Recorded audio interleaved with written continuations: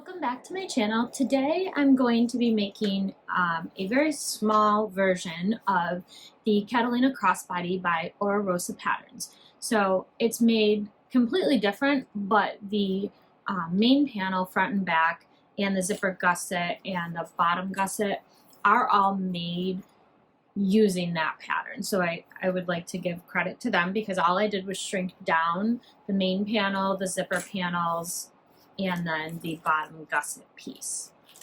So I made this bag as a stadium bag, if you will. It's bound around the outside instead of through the inside and turning it. So if you see that there, my binding is on the outside.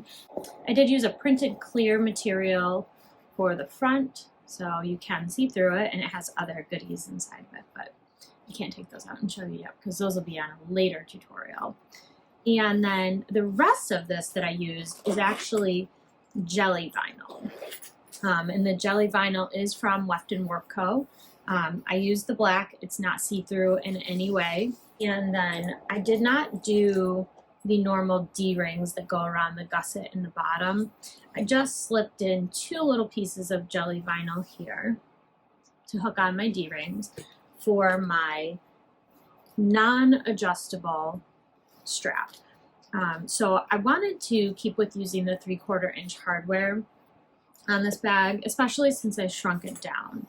And I shrunk this down to 75 or 85%. I'm not sure which one. I will put it across the screen right down here though. But I did shrink this down quite a bit. So I really wanted to be able to maintain the 3/4 inch hardware. I think that it looks the nicest on this bag in general, especially since it's being shrunk down. But all I had was this beautiful 1-inch webbing, which is also from Weft & Warp Co. and it's black on black leopard, which is one of my favorite. So what I did was I used a connector piece from another pattern, and it was intended to have 1-inch hardware on the end of that and 1.5 inch webbing. So all I did was trim that down so that it could accommodate 3/4 inch hardware and 1-inch webbing. So I just shaved a little bit off until I was at the right size, and I shaved even amounts off of the left and the right. I did not take any length off of the top here, so it is nice and long. My webbing is in there really, really well. You could even set a rivet in there if you wanted. I didn't. I made this for myself for an event that I was going to, and then I did not make it adjustable. And the reason that I didn't make it adjustable is just because I knew I was only going to be using it as a crossbody. I knew I was making it specifically for myself. And sometimes I don't like the adjustable sliders. I'm very short, petite, whatever you want to call it. So they usually end up like right here on my shoulder and it hurts me. So I knew I was making this for myself. I do believe I cut it to 44. I did. So I cut my webbing piece to 44 inches. I am a whopping 5 foot tall. So if you are similar in size to me, then 44 inches was great for me to use. And it sat right where I wanted it to, didn't get in the way. I didn't have an adjustable slider on my shoulder. And it was see-through enough for the event stadium. I hope this tutorial is helpful for you. If it is, please go ahead and give it a like. Let's get started on this modified Catalina. Okay, so the supplies that we're going to be working with is 44 inches of webbing, 2 zipper panels, and I have placed 1/8 inch double-sided tape along one edge of them both, and that's just to help install the zipper. 1 zipper that is just longer than your panels. We will trim it down to be even at the end. You'll have a front panel and a back panel, and then a gusset, 1 piece for your gusset, and then 2 D-rings, 2 snap hooks, and 2 zipper pulls. You'll also need 2 D-ring connectors that are the width of your D-rings. I did mine 3 inches long, I believe. Yep, 3 inches long by the width of my D-ring. And then you will want some double fold bias tape. And I will link the double fold bias tape down in the description below. I will be starting with one of my zipper panel pieces. So just as always, I will remove the paper backing off of my double-sided tape, place my zipper wrong side down, and I will sew this down with a 3/8 inch seam allowance.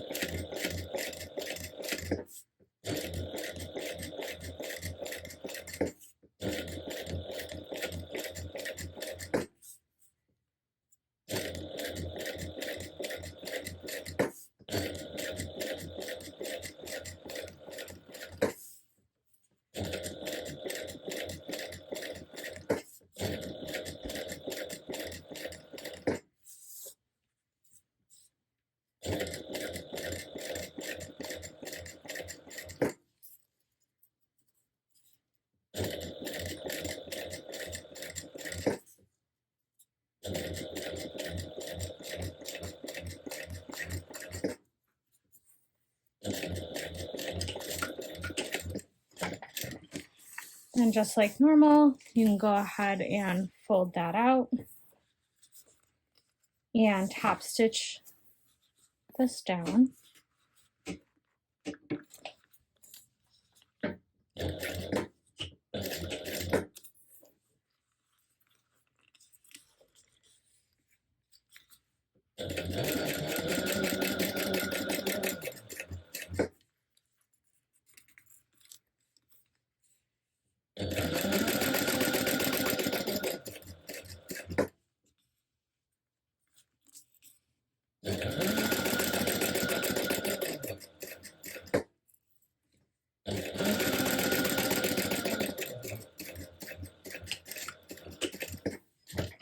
So right now you should have that. And we're going to repeat that for the other side. Okay, so then you should have this. So now I'm going to install my zipper pulls. I will do one from each end so that I have a double pull zipper. Okay, once you have them both on, you can go ahead and move them to the center, and then you can trim up your zipper on each end. The next step is I'm going to take my D-ring connectors and my D-rings, and I will put these both through the D-ring, and then I'm going to base these down at just a 1/4 inch seam allowance just to keep them together while I put the bag together.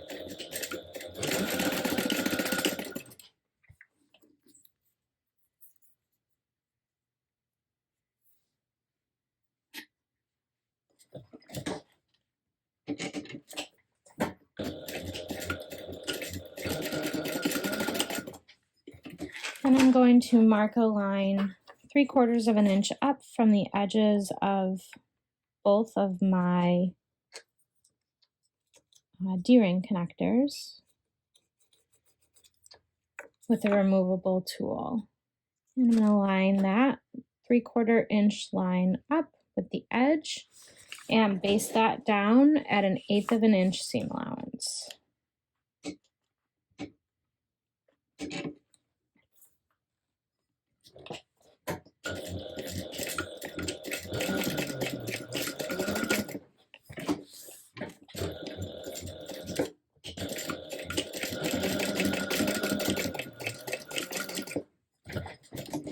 Then we will take our gusset piece and we will go ahead and lay these together and clip at one edge. And we're going to sew this down at a 3/8 inch seam allowance, making sure not to hit your D-ring that you just put down.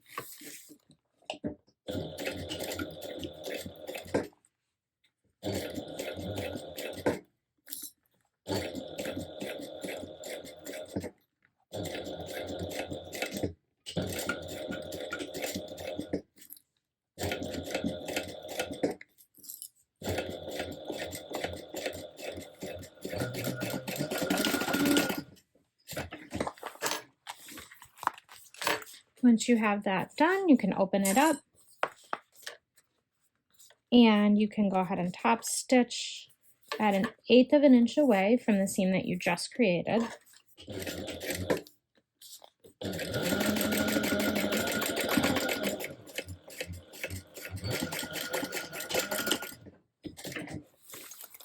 And then right now you should have this. So we're going to bring this other end back up to the other side. And we will repeat that, sewing this in place at a 3/8 inch seam allowance. Making sure not to hit your D-ring.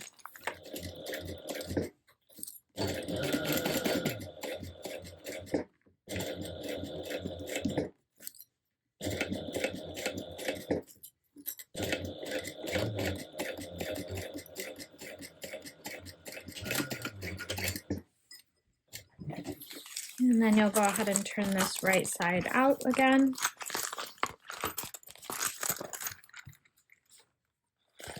And top stitch this down just like we did the other side. Then we're going to go ahead and take this piece here, which is now our completed gusset,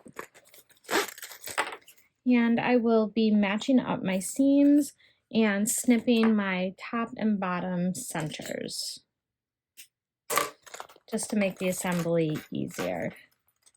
So I'm matching up these seams right here and snip the center down here. Then I'm going to turn it around and do the same thing at the top. You could also do this before you stitch it together. I just find it's a little more accurate if I do it at the end after everything is already stitched together, because things might shift. You might not take the right seam allowance, you name it, it'll happen. Then I'm going to fold it the other way, and I'm going to match these snips that I just made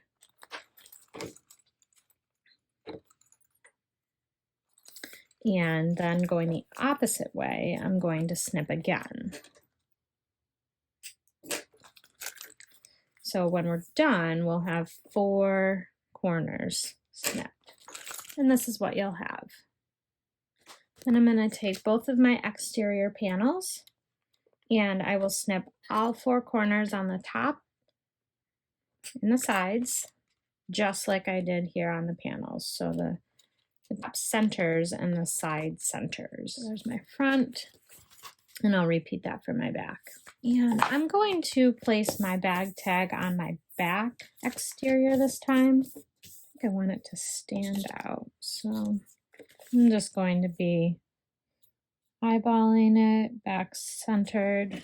This bag is for me, so if it's not completely centered, it's not the end of the world.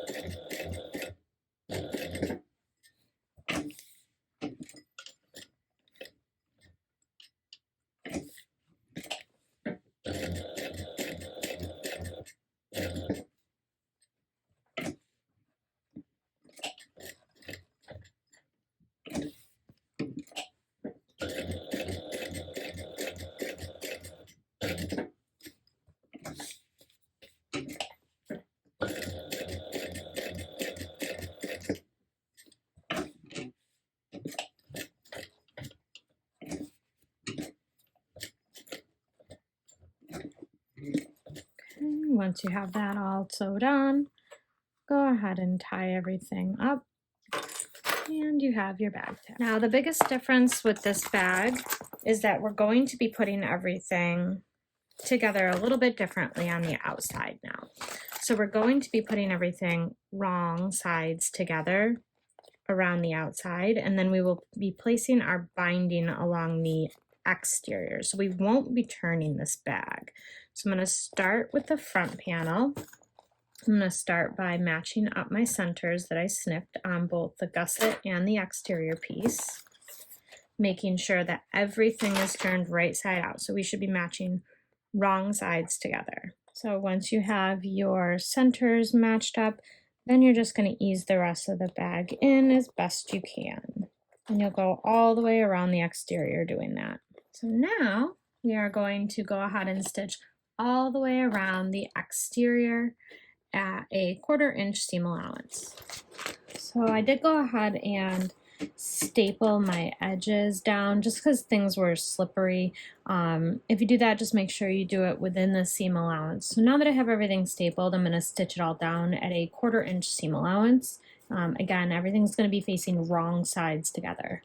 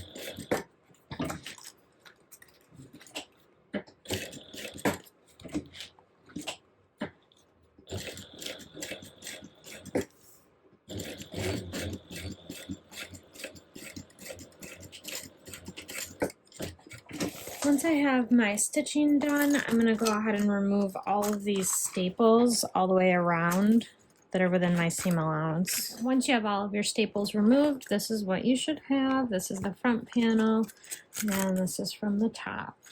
So now I'm going to bind it.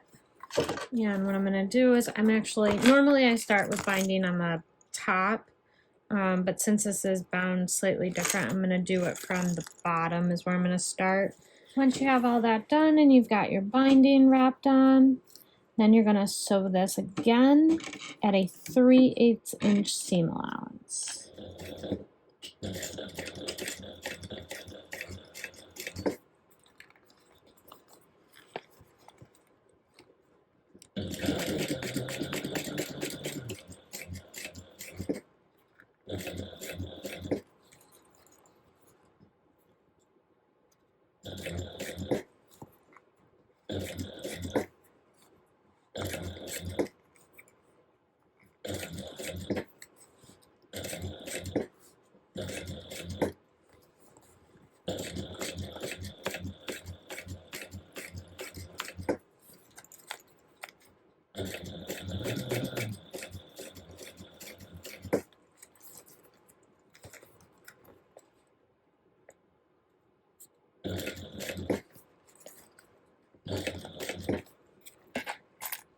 Sorry.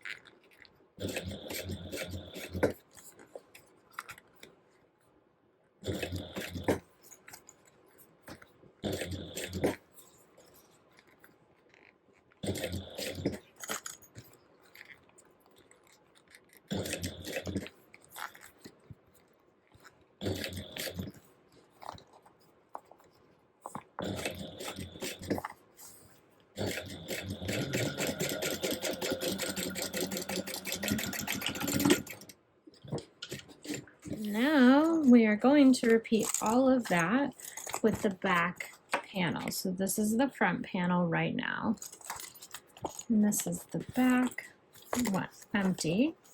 So we're going to repeat that, and we're going to place the back panel together, wrong sides facing together, and then I'm going to staple everything in place, sew it down at a 1/4 inch seam allowance, and then bind it on at 3/8 inch. So I will do that and I'll be right back. All right, so this is the front of our bag. And this is the back of our bag, and we have bound it with double fold bias tape. And it is see-through. I'll grab my phone and show you can see through it. Okay. So you can see through it. And then the only thing that's left to do is attach our crossbody strap.